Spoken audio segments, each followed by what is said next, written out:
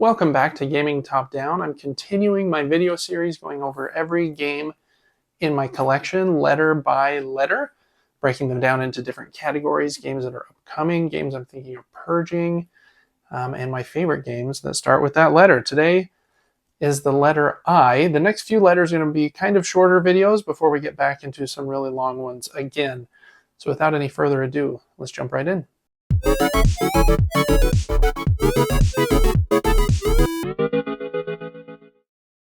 Okay, first up for this video is a single game that I'm thinking about purging from my collection. I really like this game. It is the Isle of Cats.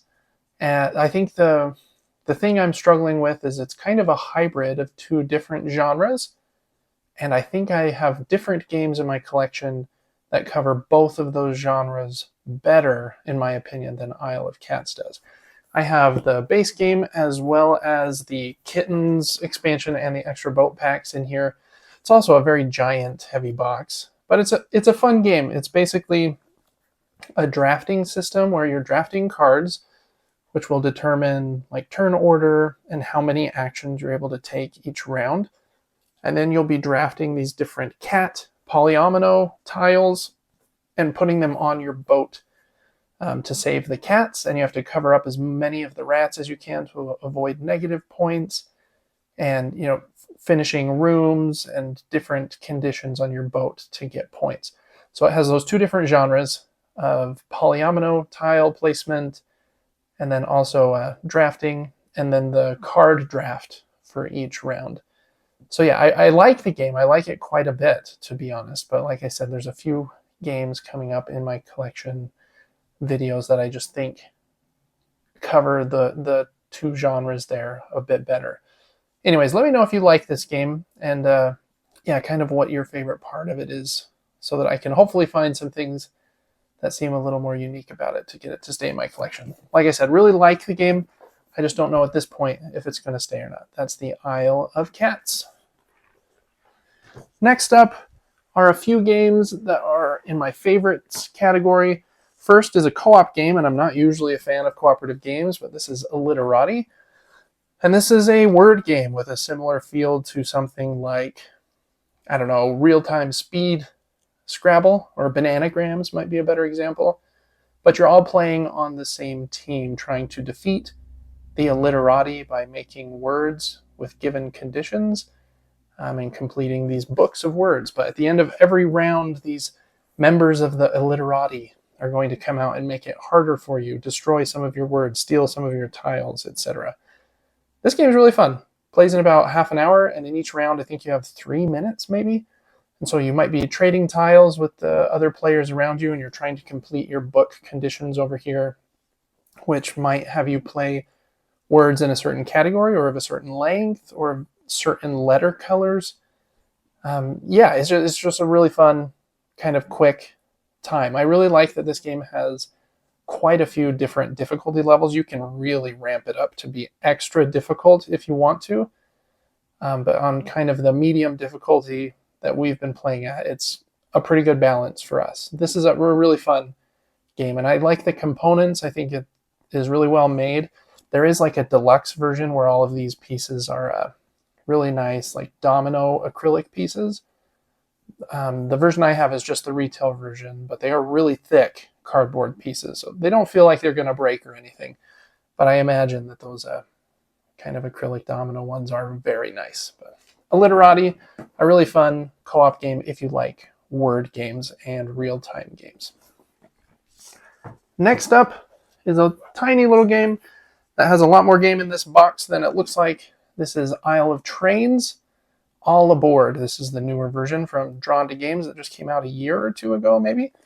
And in this game, you are building your own train, and you'll do that with these cards. And you'll be upgrading your engine so that it can pull more cards, upgrading the different parts of your train. I think there are like passenger train cars and cabooses, and you're upgrading your train to get as many points from it as you can. And then you're also delivering passengers to their destinations on this island, all with the goal of getting points, either from having the best train or from delivering the most passengers. And the cool thing about this game is the cards are multi-use. So you can either use the card for the train car, or it can be rotated and used as cargo that train car is holding.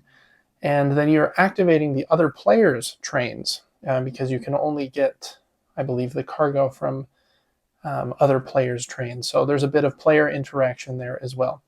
There is also a nice playmat for this game that kind of organizes everything that I think is helpful. Obviously, it doesn't fit in this very small box, but even if you just got this box, it's a very inexpensive game that I think you would find has more decisions than it would appear for a box this size. I really like Isle of Trains All Aboard. All right, and last up for this video is one I've had for a long time. It kind of falls in like the dexterity kid game genre, maybe. This is Ice Cool. And yeah, this is a cool game. I think this is what got me kind of into flicking games and maybe why I love Crokinole nowadays. This game comes in a long box, and the box has a bunch of other boxes nested in it. And so you take them all out, and it forms this big school for these penguins. And then on each round, one player will play the hall monitor, trying to catch the other penguins, and the rest of them are trying to catch their fish by sneaking around the halls. And you do that by flicking your penguins, and they're kind of lopsided in their weight, so the base of them is more heavy, and so they'll kind of like drift around corners. You can see here this one kind of drifting. You can even pull off some crazy shots to get them to kind of curl and curve through 2 or 3 different doorways in a single flick. So it really does kind of grow with you as you get better at the flicking. Even if you're not very good at it to start, it's still just a fun time to kind of flick them around. But if you do put a lot of time into it, you can get pretty good at it. You can flick them really hard on like the top, the head of the penguin, and that will cause them to jump, and you can even jump from room to room. Yeah, it's a really fun game. I can't say enough good about Ice Cool, I don't think. For kind of small, I mean, it's a very long box, but there's a lot more like dexterity game in this box than it would appear just from seeing it here on the table. Ice Cool is a really good one. If you have kids that you want to get into like very gently into games, this is a very good starting point in my opinion. So Ice Cool is last up in my favorite games that start with the letter I that are in my collection. Have you played any of these games? What's your favorite game that starts with the letter I? I'm sure there are many that I don't have. You know, I have a pretty good sized collection, but there are almost an infinite number of games nowadays, so it's basically impossible to have all of them. So let me know what your favorite game that starts with the letter I is, and I will see you on the next one when we go over the letter K. Make sure to join our July giveaway where we're giving away a bundle of board games.